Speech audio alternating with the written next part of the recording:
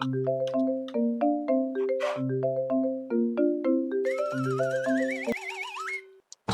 राजू, क्या?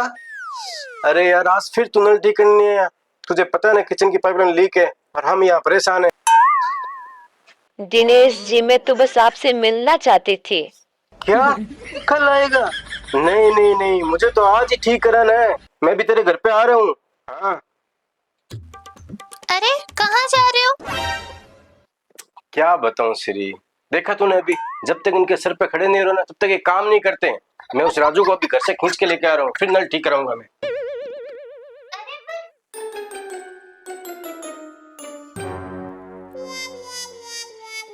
अजीब बात है, हमारे घर का नल तो एकदम फर्स्ट क्लास काम कर रहा है, कोई लीकेज भी नहीं है। फिर ये कौन सा लीकेज सही करने गए हैं? दाल में कुछ काला है। नहीं नहीं नहीं, पूरी दाल ही काली है।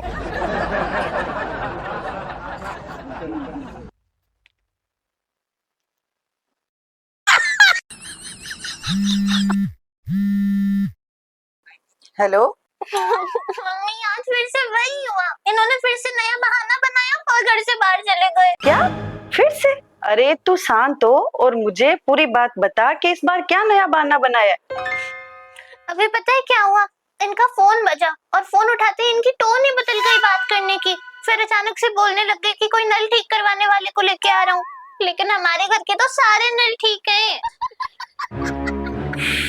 श्री, तू कान खोल के सुन ले, ये दामाद जी सीधे साधे रास्ते से नहीं मानने वाले।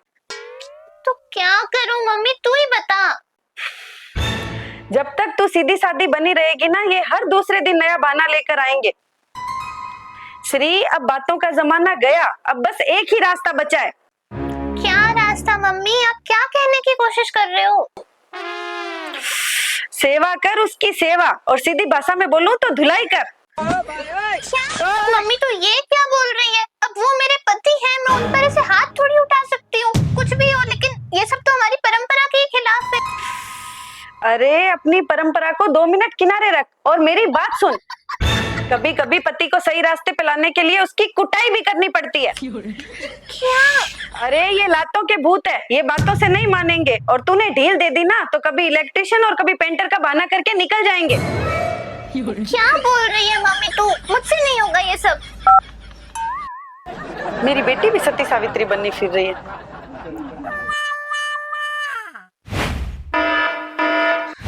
ये चल क्या रहा है इनका?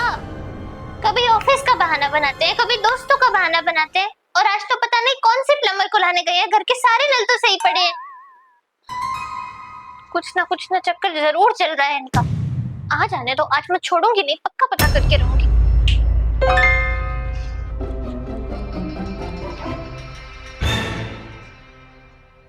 क्या हुआ, कुछ बोलोगे? आज तो मैं मौत के मुंह से निकल के आया हूँ। क्या क्या कह रहे हो? अरे मैं राजू घर पे जा रहा था, रास्ते में किसी ने लिफ्ट मांगी। मैंने जैसे ही उसको बैठाया, उसने चाकू रख दिया। बोला पर्स चैन सब मेरे को दे दो, वरना मैं चाकू मार दूंगा। हे भगवान, चाकू! फिर आपने क्या किया? मैंने हिम्मत रखी और एक्सीलेटर को जोर से दबाया। वो धड़ाम से नीचे गिर पड़ा और फिर मैंने बाइक को भगा के जल्दी से घर पे आ गया।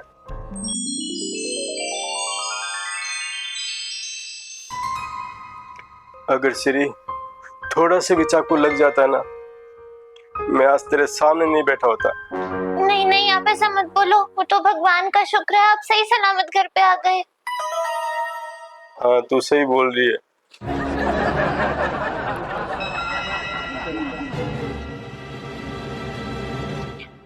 अच्छा, मैं आपको है ना बादाम का शेक पिलाती हूँ। आप सामने वाली दुकान पे जाओ और दूध ले आओ 1 लीटर।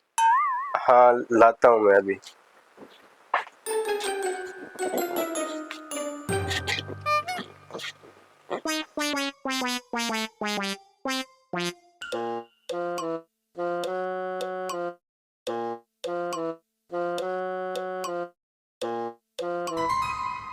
मेरा फोन कहाँ गया?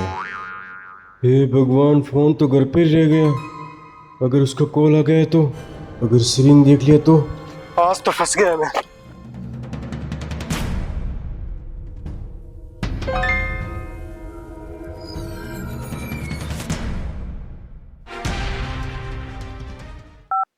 अरे दिनेश, तुम कुछ बोल क्यों नहीं रहे कब से? बोलो ना। हेलो बाबू, कहाँ हो? अरे श्री, जैसा तू सोच रही है वैसा कुछ भी नहीं है। अरे पति परमेश्वर, आप इतना घबरा क्यों रहे हो? शांत हो जाओ, सांस लो आराम से। अरे ये तो आजकल का जमाना है, सब इतने मॉडर्न है कि एक आधी गर्लफ्रेंड तो सभी रखते हैं। अगर एक आपने भी रख ली तो उसने क्या बड़ा कर दिया? श्री, तू होश में तो है ना? तू सच बोल रही है या कुछ और है? मैं बिल्कुल होश में हूँ, और आजकल का मॉडर्न जमाना है तो मैं क्यों पुराने ख्यालों की रहूं?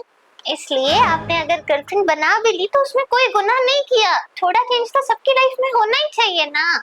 यार श्री, तू दुनिया की सबसे बेहतरीन मॉडर्न बीवी है। मुझे तो यकीन ही नहीं हो रहा, मैं तो फालतू का डर रहा था। अरे डरना कैसा? अरे मैं तो बातों बातों में भूल ही गई। क्या? मैंने आपके लिए बहुत खास सरप्राइज प्लान किया था, वो मैं आपको देना ही भूल गई।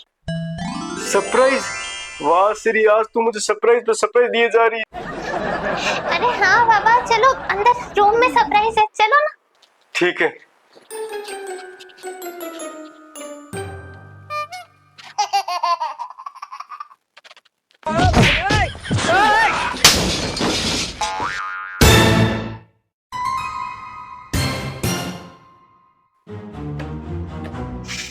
और चाहिए गर्लफ्रेंड?